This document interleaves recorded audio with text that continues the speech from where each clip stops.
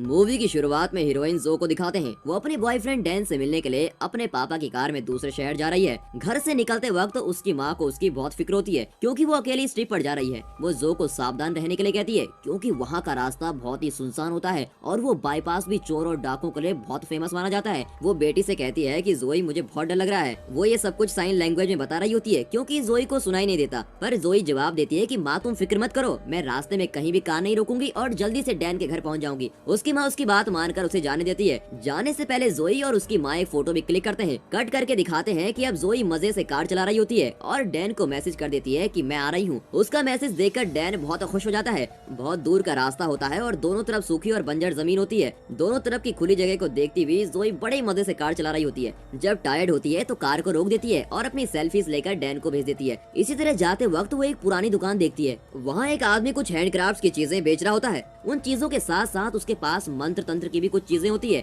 वहाँ से जोई अपनी पसंद की कुछ चीजें खरीद कर अपनी ट्रिप पर निकल जाती है। वो रोड पर ध्यान देकर गाड़ी चलाती तो अच्छा होता, पर वो डैन को मैसेज करती भी जा रही है। तभी अचानक रोड के बीच में एक आदमी आकर खड़ा हो जाता है। चौंक कर जोई कार को घुमाती है और गाड़ी रोड से नीचे उतर जाती है। जोई को कुछ नहीं होता, पर वो आदमी सिकुड़ कर रोड पर पड़ा होता है। उसकी हालत देखकर जोई डर जाती है कि पता नहीं उसे क्या होगा। तभी सामने से एक टपोरियों की गैंग एक आदमी को अपनी कार में चेज करते हुए आ रही है। भागते हुए उस आदमी का पैर फिसल जाता है और वो वहीं गिर जाता है। ये देखकर जोई बहुत घबरा जाती है। अब वो गैंग रोड में पड़े इस आदमी को भी मारने के लिए तेजी से आ रही होती है। जोई उसे बचाने के लिए उसे अपनी कार में चढ़ाने की कोशिश करती है, पर इतने में गैंग के लोग आ जाते हैं और जोई को घेर लेते हैं। आसपास कोई और नहीं होता। वे लोग जोई के साथ कुछ भी कर सकते थे क्योंकि उस सुनसान जगह पर जोई की मदद के लिए कोई नहीं था, इसलिए वे जोई को बुरी तरह से छेड़ रहे होते हैं। जिस आदमी को जोई बचाना चाहती थी उस पर गैंग का एक आदमी चाकू से हमला कर देता है। आखिर में उस आदमी को मार ही डालते हैं। ये देखकर जोई का खून सूख जाता है। वो जान जाती है कि ये लोग मेरे साथ भी बहुत बुराई करने वाले हैं। उस जगह से वो भागने लगती है। हमें लगता है कि गैंग वाले भी उसका पीछा करेंगे, पर नहीं। उनमें से एक आदमी गन से ठीक जोई के पैर पर गोली चला देता है और जोई को वे पकड़ लेते हैं। फिर उसे उठाकर अपने अड्डे पे ले जाते हैं। जिस आदमी ने जोई पर गोली चलाई होती है वही इस टीम का लीडर होता है। उसका नाम ट्रे है। वो जोई को बिस्तर पर गिरा देता है और उससे बहुत टॉर्चर करता है। फिर वो उसके पॉकेट से एक फोटो निकालते हैं जिसमें वो और डैन साथ में होते हैं। फिर वो कहता है, अच्छा तो यही है तुम्हारा बॉयफ्रेंड, इसी से मिलने जा रही हो, फिक्र मत करो, हम सब तुम्हारी अच्छी से देखभाल करेंगे। इस तरह उसकी अश्लील बातें चल रही होती हैं, पर इस बीच जोई देखती है कि उन्हें एक छेद से कोई देख रहा है। उससे वो विनती करती है कि प्लीज मुझे बचा लो। इतने में गैंग का एक आदमी उसके साथ जबरदस्ती करने लगता है। कट करके दिखाते हैं कि रात हो चुकी है और डैन परेशान हो जाता है कि जोई अब तक पहुंची क्यों नहीं, उस रास्ते में कोई प्रॉब्लम तो नहीं है।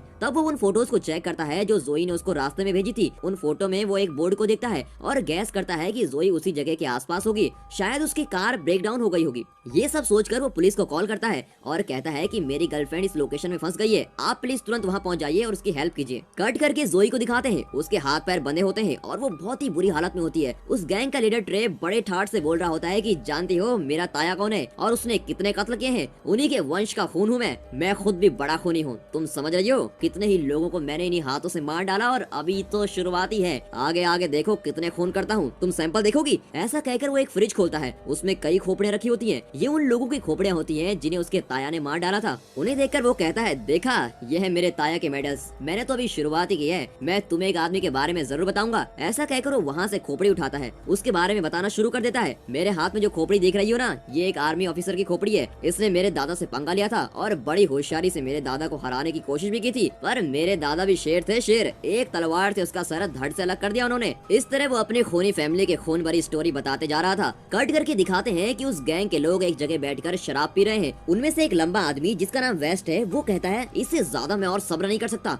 मैं उस लड़की को तड़पा तड़पा कर मार डालना चाहता हूँ। ये सुनकर ट्रे बहुत गुस्सा हो जाता है, तुम पागलों जैसी बात मत करो, मैं तो उसे और भी टॉर्चर करना चाहता हूँ, बाद में तुम उसे जितना चाहो तड़पा कर मार डालना। वेस्ट ट्रे की बात मानने को तैयार नहीं होता। वो किसी भी तरह जोई का खून करना चाहता है। इस तरह इन लोगों की आर्गुमेंट चल रही होती है। बातों बातों में उन दोनों में हाथापाई भी होने लगती है। फिर कुछ देर बाद दोनों में सुलह हो जाती है। वे सोचते हैं कि उस लड़की के लिए हम झगड़ा क्यों कर रहे हैं। तब ट्रे कहता है, चलो एक कार्ड गेम खेलते हैं और जो गेम जीतेगा वो अपनी मर्जी की कर सकता है। गेम के लिए दोनों तैयार हो जाते हैं और खेलने लगते हैं। गेम को देखकर हमें लगता है कि जोई की जान बच जाएगी, पर बदकिस्मती से वेस्ट गेम जीत जाता है। अब उसे जोई को बेरहमी से मारने से कोई नहीं रोक सकता। वो चाकू लिए जोई को मारने के लिए बिल्कुल तैयार हो जाता है। यहाँ कमरे के अंदर तो देखिए जोई को उन राक्षसों ने कैसे कांटेदार तार से बांध रखा है। जोई यहाँ से बच निकलने की कोशिश में उस कांटेदार तार को जोर से खींच रही होती है। तार उसके हाथों को चीर रहा होता है और उसे बहुत दर्द होता है, पर वो किसी तरह अपने हाथ छुड़ाकर उस जगह से निकलने की कोशिश करती है, पर वेस्ट उसे देख लेता है। न जाने जोई के खून का वो इतना प्यासा क्यों होता है। वो सीधा जोई के पास आता है और उसे कई बार चाकू से मारकर उसकी जान ले लेता लेता है। फिर कट करके दिखाते हैं कि डैन जोई की तलाश में वहीं आ रहा होता है। फिर वो बुढ़ा आदमी जिसकी हैंडक्राफ्ट शॉप से जोई ने कुछ चीजें ली थी, वो भी अपने कुत्ते के साथ मिलकर जोई को ढूंढ रहा होता है। उस बूढ़े आदमी का नाम ग्रे है। तलाश के दौरान उसे जोई की लाश मिलती है। उस गैंग ने जोई की लाश को जमीन में दफना दिया होता है। ग्रे जोई को जिंदा करने की बहुत कोशिश करता है, पर अब तो कोई फायदा नहीं क्योंकि जोई तो ऑलरेडी मर चुकी है। फिर ग्रे जोई को गले से लगाकर रोने लगता है और उसे उठाकर अपनी किसी जगह पे ले जाता है। रात बहुत हो चुकी होती है और पूरा चांद भी निकल चुका होता है। तब वहाँ जलती हुई आग के सामने वो जोई को लेटाता है और उसके सारे जख्मों पर कोई दवा लगाता है। फिर वो मंत्र जैसा कुछ अजीब सा पढ़ता है और नाचने लगता है। उसके मंत्र जाप से धीरे धीरे जोई में जान आने लगती है। उस गैंग के लोगों की बातें और उनकी अश्लील और भयानक हरकतें जोई के दिमाग में गहरा घाव कर चुकी थी। अब जोई धीरे धीरे ऊपर उठने लगती है। उसकी आंखें बहुत काली और भयानक हो जाती है। फिर वो ग्रे को जोर से धक्का देती है और कहती है कि उन खूनियों में से मैं एक को भी जिंदा नहीं छोड़ूंगी और एक को तो मैं तड़पा तड़पा कर मारूंगी। तभी ग्रे कोई पाउडर उस पर डालता है और जोई बेहोश होकर नीचे गिर जाती है। फिर वो दोबारा आंखें खुलती है। उसे खुद विश्वास नहीं होता कि वो अभी भी जिंदा है। वो धीरे धीरे चलकर सीटे के अंदर जाती है और वहाँ के एक टेलीफोन बूथ से डैन को कॉल करती है। एक्चुअली पहले वो सुन नहीं सकती थी, पर अब उसे सब कुछ सुनाई देता है। डैन को कॉल करके वो कहती है कि मैं जिंदा हूँ, मुझे कुछ लोगों ने बड़ी बेरहमी से टॉर्चर किया है, प्लीज मुझे बचा लो। इस तरह वो डैन से बहुत रिक्वेस्ट करती है। डैन उसी की तलाश में वहाँ आया होता है और वो पास के ही एक होटल में रह रहा होता है। वो उसको दिलासा देता है कि तुम बिल्कुल मत घबराओ,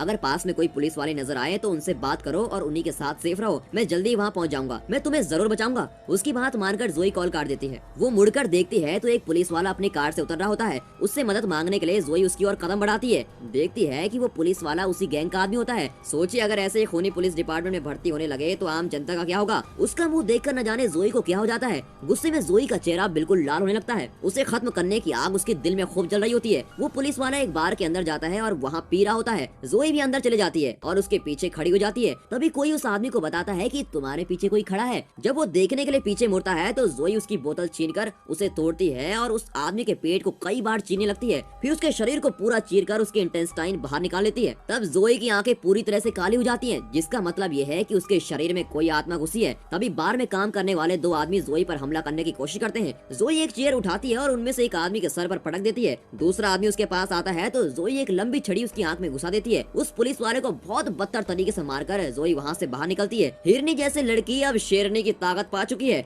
उसमें ये ताकत उस आत्मा की वजह से आई होती है जिसे ग्रे ने मंत्र तंत्र से उसके शरीर में चढ़ा दिया होता है। इतने में डैन उस टेलीफोन बूथ का पता लगाने की कोशिश करता है जहाँ से जोई ने उसे फोन किया था। वो उस बूथ के पास जाता है पर वो देखता है कि उस शहर की पुलिस फोर्स वहाँ पर आगे खड़ी होती है क्योंकि जोई ने वहाँ पर 3 आदमियों को बिल्कुल सब्जी की तरह काट कर फेंक दिया था। तभी डैन भी बार के पास जाता है और वहाँ खड़े शरीफ से कहता है, देखिए सर, मेरी फियांसी 3 दिन से लापता है। अभी 1 घंटे पहले ही उसका फोन आया था और वो कह रही थी कि मुझे बचाओ, वो जरूर किसी मुसीबत में है, आप उसे ढूंढने में मेरी मदद कीजिए ना सर। तभी शरीफ कहता है, देखो जनाब, यहाँ बार में 3 लोगों का खून हुआ है, तुम्हारा तो सिर्फ मिसिंग का केस है। अब तुम ही बताओ, मैं ये घटा हुआ केस देखूं या तुम्हारा मामूली सा मिसिंग का केस देखूं? जो भी हो, तुम पुलिस स्टेशन में जाकर कंप्लेंट लिखवा दो, हम बाद में देख लेंगे। वो डैन की बात को सीरियसली नहीं लेता। इतने में अपने साथी की मौत की खबर सुनकर ट्रे का गैंग भी वहाँ पहुँच जाता है। उसकी हालत देखकर गैंग के लोग टेंशन में आ जाते हैं। इतने में ट्रे उन्हें संभालता है और वहाँ से ले जाने वाला होता है, पर तभी डैन उसको रोकता है और पूछता है, सर आप जरूर इस एरिया में रहने वाले लगते हैं, ये मेरी फियांसी है, क्या आपने इसको कहीं देखा है? 1 घंटे पहले इसने मुझे टेलीफोन बूथ से कॉल किया था, वो जरूर किसी मुसीबत में फंसी हुई है, क्या आपने इसको कहीं देखा है सर? जोई की फोटो देखकर और डैन की बातें सुनकर वे घबरा जाते हैं और सोचते हैं कि इसको तो हमने अपने हाथों से जमीन में दफना दिया था, फिर ये जिंदा कैसे हो गई? और जिंदा हुई भी तो इसने कॉल किया कैसे? ये पता नहीं क्या हो रहा है। ट्रे और उसके साथियों को डैन की बात पर विश्वास नहीं होता, फिर भी डैन से कहते हैं, देखो इस लड़की को हमने कहीं नहीं देखा और तुम यहाँ से दफा हो जाओ। इस तरह वे डैन को वहाँ से निपटाने की कोशिश करते हैं, पर डैन उन्हें छोड़ता नहीं, उनके पीछे ही पड़ जाता है और उनसे दोबारा जोई के बारे में पूछने लगता है। गैंग वालों का माथा फिर जाता है और वे डैन को मारने पे उतर जाते हैं। तभी वहाँ खड़े पुलिस वाले लड़ाई रोकते हुए उस गैंग के लोगों को वहाँ से जाने के लिए बोलते हैं। फिर वे डैन को समझाने लगते हैं कि उन लोगों के मुंह मत लगो। कट करके दिखाते हैं कि जोई एक फार्म हाउस में आंखें खोलती है और धीरे धीरे होश में आती है। फिर वो उठकर अपने पास वाले कमरे में जाती है और वहाँ के एक आईने में अपना चेहरा देखती है। उसे खुद अपने चेहरे से नफरत हो जाती है, इतनी बेरहमी से उस गैंग ने उसे टॉर्चर किया हुआ होता है ना। जोई की नजर वहाँ रखे हुए धनुष और तीर पर पड़ती है। उसे देखते ही फिर एक बार जोई की आंखें खाली होने लगती है। उसके अंदर वो आत्मा फिर से आ चुकी होती है। कट करके दिखाते हैं कि वो गैंग उस जगह पहुँचता है जहाँ जोई को उन्होंने दफनाया था। वहाँ जोई की लाश उन्हें मिलती ही नहीं। वेस्ट ने जोई की लाश इसी जगह पर दफनाई थी, पर वो लाश गायब थी। ट्रे वेस्ट से पूछता है, तो फिर वो लाश गई कहाँ? वेस्ट चिढ़ जाता है और कहता है, मुझे क्या पता, इतना जरूर पता है कि मैंने उसे अपने हाथों से जरूर मारा था और यहाँ आकर उसको दफना दिया था। शायद कुत्ते या गिदड़ उसकी लाश को उठा ले गए होंगे, उसका भी तो चांस है ना। ये सुनकर ट्रे पूछता है, तुम पागल हो क्या? और तुम्हारी बात मान भी लेते हैं तो कल रात जो उसका बॉयफ्रेंड मिला था वो तो कह रहा था कि उसने अभी कॉल किया है। काम तो तुम्हें ढंग से करना आता नहीं, बस बातें बड़ी बना लेते हो। मेरी बात ध्यान से सुनो, वो लड़की बाहर घूम रही है, अगर वो पुलिस के हाथ लग गई तो हम सबको जेल में जाना पड़ेगा और आखिरी दम तक जेल की वो सूखी रोटी खानी पड़ेगी। मेरी बात मानो, जब तक ये लोचा खत्म नहीं होता हमें सबकी नजरों से छुप कर रहना होगा। ट्रे की बात सबको ठीक लगती है और वे मान जाते हैं। प्लान के मुताबिक वे अपनी चीजें पैक करके अपना अड्डा खाली कर रहे होते हैं। उनकी गैंग में एक बेवकूफ होता है जिसने नोज रिंग पहनी होती है। उसका नाम क्रीड है। वो अपने घर जाकर अपनी चीजें पैक करता है। जब वो चीजें कार में रख रहा होता है तभी देखता है कि कार के टायर पंचर है। लगता है किसी ने तीर चलाकर टायर को पंचर किया है। ये देखकर वो घबरा जाता है कि जोई यहाँ पहुँच गई है और डर के मारे वो ट्रे को कॉल करता है और बड़बड़ाता है कि अरे कॉल उठाते क्यों नहीं, वो लड़की यहीं पास ही है। बड़बड़ाते हुए वो मुड़कर देखता है कि जोई धनुष और तीर हाथ में ले खड़ी है। वो भागता है पर जोई अपना तीर खींचकर छोड़ती है तो ठीक उसके पैर में लगता है। वो अपने घुटनों पे आता है और जोई से अपने जीवन की भीख मांगता है। फिर वो रेंगता हुआ वहाँ से निकलने की कोशिश करता है। तब जोई कहती है कि मैंने भी उस दिन तुमसे इसी तरह भीख मांगी थी लेकिन तुमने मुझे छोड़ा था। ये कहते कहते वो क्रीड की पीठ पर और उसकी कमर पर तीर चला देती है। उसे पूरी तरह से खत्म करने के लिए जोई उसे अपनी तरफ मोड़ती है। तभी वो देखती है कि उसके हाथ में गन है। वो जोई पर गोली चलाता है और जोई उस पर अपना तीर चलाती है। कट करके दिखाते हैं कि टेरी का गैंग सब कुछ पैक कर चुका है। तभी टेरी अपना फोन चेक करता है तो देखता है कि उस बेवकूफ क्रीड ने उसे वॉइस मैसेज भेजा था। अब उसे पता चल जाता है कि क्रीड जरूर किसी मुश्किल में फंसा हुआ है। पूरी गैंग उसके घर की ओर आ रही होती है। हमें लगता है कि क्रीड के गोली चलाने से जोई मर गई होगी पर वो मरी नहीं होती, जिंदा ही होती है। पर प्रॉब्लम यह है कि उसका शरीर धीरे धीरे सड़ रहा होता है। वो अपनी अंगूठी उतारती है तो उसकी चमड़ी भी साथ में निकल जाती है। तभी जोई फील करती है कि उसके हाथ में कुछ रेंग रहा है। वो बैंडेज खोलकर देखती है तो उसके हाथ में कीड़े रेंग रहे होते हैं। सोचिए जोई की क्या हालत हुई होगी। वो चीख चीख कर रोती है। फिर वो उस तांत्रिक ग्रे के पास जाती है और उससे पूछती है कि तुमने मेरे अंदर क्या डाल दिया है। तब ग्रे उसको सारी सच्चाई बताता है। एक्चुअली जोई के शरीर में जो आत्मा घुस जाती है वो उसी आर्मी ऑफिसर की आत्मा है जिसे टेरी के दादा ने बड़ी बेरहमी से मार डाला होता है। इसी ऑफिसर की खोपड़ी को हाथ में लेकर ट्रे अपनी फैमिली की हिस्ट्री जोई को बता रहा था। ग्रे ने उसकी आत्मा को जोई के शरीर में चढ़ाया होता है क्योंकि उस आर्मी ऑफिसर को ट्रे के पूरे वंश से नफरत होती है और वो अपना बदला चुकाना चाहता है। इसीलिए उसकी आत्मा जोई के जरिए उस गैंग के हर आदमी को चुन चुन कर खत्म कर रही होती है। पर अब मुश्किल ये होती है कि जोई ज्यादा दिन तक जिंदा नहीं रह सकती क्योंकि वो ऑलरेडी तो मर चुकी है। नॉर्मली अगर कोई मर जाता है तो उसका शरीर धीरे धीरे डिकम्पोज होने लगता है। उसी तरह जोई का शरीर भी डिकम्पोज हो रहा होता है। ग्रे जोई से कहता है कि जिन लोगों ने तुम्हारे साथ इतनी घिनौनी हरकत की है और इतनी बेरहमी से मारा है, तुम जल्द से जल्द उन लोगों से बदला ले लो। अगर देर हो गई तो तुम्हारा पूरा शरीर सड़ जाएगा। उसके बाद तुम उनका कुछ नहीं बिगाड़ पाओगी। तुम्हारी आत्मा को अब तुम्हारे शरीर में वापस नहीं लाया जा सकता। कट करके दिखाते हैं कि क्रीड की हालत जानने के लिए उसकी गैंग उसके घर में पहुंचती है। उसकी हालत देखकर उन लोगों की तो बोलती बंद हो जाती है। इतनी बुरी तरह से वो घायल होकर मरा पड़ा होता है। अब उन्हें यकीन हो जाता है कि जोई वापस आ गई है और वही गैंग के लोगों को जान से मार रही है। तभी वे एक प्लान बनाते हैं जिससे जोई को उनके पास ला सकें। वो प्लान बनाते हैं कि अगर डैन को उठा लेते हैं तो जोई उनसे मिलने जरूर वहाँ आएगी। कट करके दिखाते हैं कि अगले दिन सुबह डैन अपने कमरे में खड़ा जोई की हर बात सोच सोच कर रो रहा होता है। उसके रोने की आवाज बाहर खड़ी जोई सुन लेती है। जोई अब जान गई होती है कि वो फिर से तो जिंदा हो नहीं सकती, इसीलिए उसने बाथरूम में रखे आईने पे लिखा होता है कि प्लीज मुझे भूल जाओ। जोई के हाथ का लिखा देखकर डैन की खुशी का ठिकाना नहीं रहता। जोई जरूर यही है ऐसा सोचकर वो घर का दरवाजा खोलता है पर वहाँ उस गैंग को खड़ा देखता है। प्लान के मुताबिक वे डैन को वहाँ से उठाकर ले जाते हैं और अपनी कार में जबरदस्ती बिठाते हैं। वे वहाँ से निकलने ही वाले होते हैं कि गैंग के एक टकले आदमी की गर्दन पर न जाने कहां से एक तीर आकर गड़ जाता है। सब देखते हैं कि जोई वहाँ खड़ी है और तीर उसी ने चलाया था। उसकी आंखें अब पूरी तरह से खाली हो गई हैं। वे जान बचाकर वहाँ से जाने की कोशिश करते हैं। तीर गर्दन पर लिए वो टकला कार में आगे बैठ जाता है और वेस्ट पीछे खड़ा हो जाता है। जोई कई बार तीर चलाती है पर वो निशाने पर नहीं लगता। इतने में वो गैंग अपनी कार में बचने की कोशिश करता है। जोई क्या उन्हें ऐसे ही छोड़ने वाली थी? वो कार को चेज करती है। आखिर में वो कार के पीछे चढ़ जाती है पर पीछे वेस्ट खड़ा होता है और उस पर अटैक करने के लिए बिल्कुल तैयार होता है। उसी ने जोई का कत्ल किया था। जोई के अंदर बदले की आग जल रही होती है और वो वेस्ट पर हमला करने लगती है। ऐन वक्त पर वो वेस्ट के शरीर को तीर से चीरने लगती है और उसे पीट पीट कर कार में ही फ्लैट कर देती है। ट्रे कार को ड्राइव कर रहा होता है। जोई को पीछे खड़ा देखकर वो सडन ब्रेक लगाता है और जोई को ऐसा झटका लगता है कि वो कार के आगे जाकर गिर जाती है। बड़ी बेरहमी से ट्रे उस कार के नीचे उसको कुचल देता है। जोई एक बार फिर मौत से लड़ रही होती है पर वो उन लोगों को छोड़ना नहीं चाहती। वो फिर से उठती है और कार के पीछे से दौड़ने लगती है। तभी गन वालों को थोड़ी तसल्ली होती है कि चलो हम बाल बाल बच गए, वरना वो तो हमें जान से ही मार डालती। इस तरह बातें करते हुए ट्रे, वेस्ट और टकला आदमी वहाँ से बच निकलते हैं और अपने अड्डे पे पहुँच जाते हैं। वहाँ उन्होंने डैन को बांध कर रखा होता है और उसके पास ही वो टकला भी बैठ जाता है। उसकी गर्दन पर जोई का तीर अभी भी घुसा हुआ है। इस हालत में भी वो उस टकले को हॉस्पिटल नहीं ले जाते।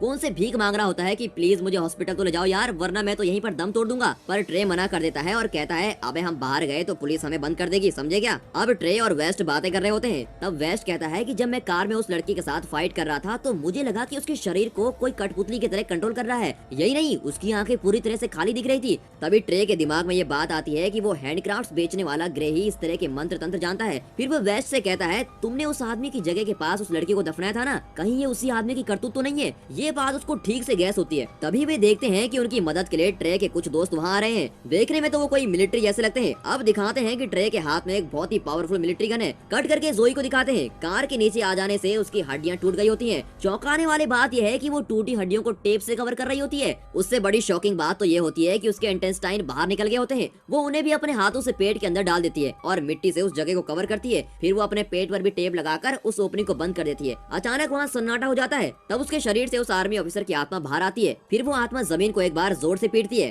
तब एक नुकीली छुरी और एक छोटी कुल्हाड़ी हवा में तैरने लगती है। उस आर्मी ऑफिसर की आत्मा ये कहने की कोशिश कर रही होती है कि इस छुरी और कुल्हाड़ी से तुम उन खूनियों को मार दो। जोई उन हथियारों को हाथ में ले लेती है। कट करके दिखाते हैं कि गैंग के लोग एक साथ बैठकर कुछ बातें कर रहे होते हैं। एक तरफ टकले की गर्दन पर तीर अभी भी लगा होता है और वो सोच रहा होता है कि अगर इन लोगों के साथ बैठा रहूं तो जरूर मर जाऊंगा। इसीलिए वो अपनी जान बचाने के लिए वो अपने साथियों को बिन बताए बाहर चला जाता है और कार में वहाँ से बचने की कोशिश करता है, पर आवाज सुनकर उसके साथी बाहर आ जाते हैं। तभी अचानक वहाँ जोई आ जाती है और सीधे टकले के सर पर छुरी मार देती है। उसका भेजा फट जाता है, कार भी आउट ऑफ कंट्रोल हो जाती है और टकले का काम तमाम। तभी उसके साथी बाइनोकुलर से देख रहे होते हैं कि आखिर टकला मरा कैसे। वे देखते हैं कि जोई भूत की तरह खड़ी है। एक्चुअली वो भूत की तरह नहीं, वो तो भूत ही है। जोई शेरनी की तरह दहाड़ रही होती है। तब उसके पीछे एक भयानक परछाई दिखाई पड़ती है। उसे देखकर गैंग के आदमी थर थर कांपने लगते हैं। डर के मारे वो जोई पे अंधाधुंध गोलियां चलाने लगते हैं, पर जोई आसानी से बच जाती है। अब उसे मारने के लिए ट्रे की पूरी टीम रेडी हो जाती है। फिर ट्रे डेन को दूसरे कमरे में ले जाता है। डेन उससे पूछता है कि मेरी जोई के साथ तुम लोगों ने क्या किया, वो जिंदा भी है कि नहीं। ट्रे उसे जवाब देता है कि हमने उसे बहुत टॉर्चर करके उसका खून किया। ये सुनकर डेन से दुख बर्दाश्त नहीं होता और वो बहुत रो रहा होता है। पर उस गैंग के लोगों की हरकतों को देखकर और उन्हें इस तरह डरते हुए देखकर डेन समझ जाता है कि जोई वापस आ गई है।